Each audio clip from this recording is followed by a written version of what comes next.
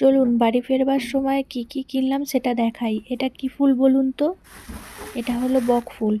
একটা সময় যখন কলেজে পড়তাম এই বক ফুল প্রত্যেক দিন নিয়ে আসতাম, আর নিয়ে এসে মায়ের কাজ বাড়াতাম যে মা আমাকে আজকেই বড়া করে দিতে হবে। রোজ একই কাণ্ড।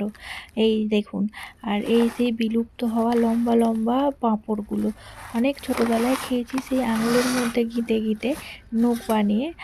আর মেলাতে তো দোকান কয়েকটা খোলা ছিল, মানে এই বাসনপত্রের দোকান, আর ওদিকে জিলাপির দোকান।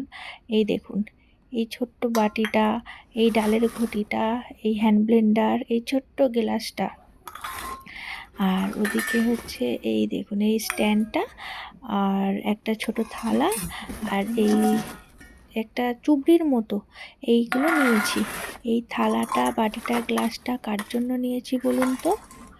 যদি কেউ গেস করতে পারেন তাহলে অবশ্যই কিন্তু কমেন্টে জানান, তারপর আমি বলবো কার জন্য নিয়েছি। দেখুন এটা কিরকম হয়েছে। এটা কিন্তু এক হাতের থেকেও বড়, দেখতে ছোট ছোট লাগছে কিন্তু অনেকটাই বড়। এই ছোট্ট বাটি, ছোট্ট গ্লাস, আর এই ছোট্ট থালাটা কার জন্য নিয়েছি অবশ্যই আমাকে কিন্তু জানাবেন কমেন্ট করে, আর আমি তারপর বলবো যে ঠিক বললেন না ভুল বললেন। আর এদিকে নিয়েছিলাম বাদাম ভাজা, আমার মায়ের প্রিয় খাবার বাদাম ভাজা। এই যে বাড়ি ফেরবার সময় এগুলো